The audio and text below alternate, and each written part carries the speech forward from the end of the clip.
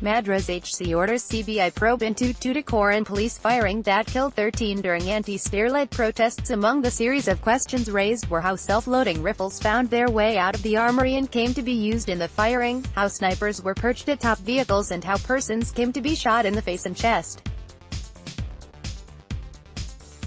Loading. Chennai, the Madras High Court on Tuesday transferred to the CBI the probe into the police firing in Tuticorin district during the anti-Sterlite protests that claimed 13 lives and directed the central agency to conclude the investigation within 4 months.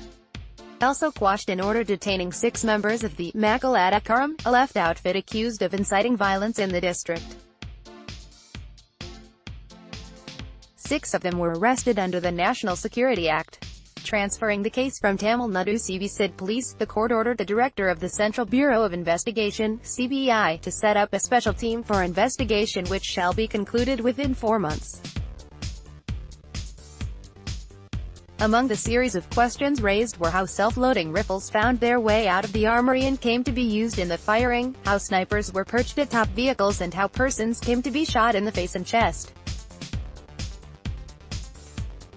These are the questions that cry for an answer, the court said in its order.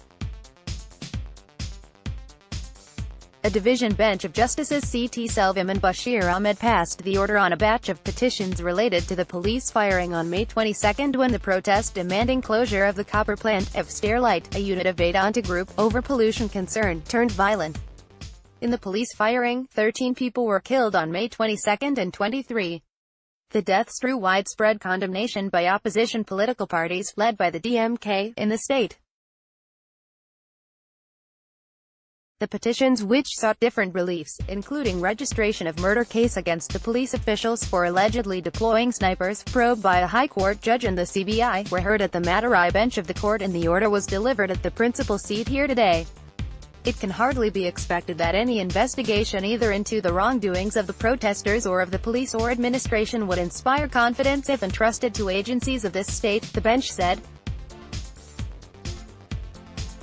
Caesar's wife must be above suspicion, and not only must justice be done, it must also be seen to be done, it said. The bench said the state government was liable to answer certain questions over the firing. It noted that the absence of the district collector was rather unusual in the face of definite input of anti-social elements infiltrating the 100th day protest against Sterlite on May 22, which prompted promulgation of ban orders under Section 144 of the CRPC in the area. Also, the bench said police firing was ordered by an official who was not a jurisdictional executive magistrate and admittedly on his assuming powers which he did not possess. The first stated that all actions required of the executive magistrate prior to passing the firing order were done, not by the magistrate, but by police officials, the bench said. Noting that it was no secret that the first bench, of the court headed by the Chief Justice, had earlier questioned why the investigation should not be handed over to the CBI, the judges said, "We on independent consideration and for reasons aforesaid would affirm such opinion. It will be duty of the CBI to get to the bottom of things and file such charge sheet or charge sheets as investigation reveals and necessitates." Court also said even if the police firing was not premeditated, the officials had not followed the police standing order, which lays down an elaborate step-by-step procedure to disperse unlawful assemblies.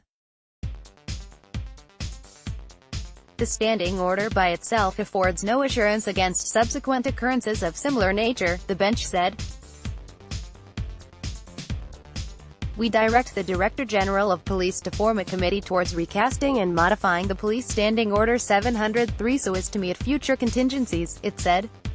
International standards for the use of force and firearms as per the United Nations guidelines as also other material or contemporary literature may usefully be referred to in modifying the standing order.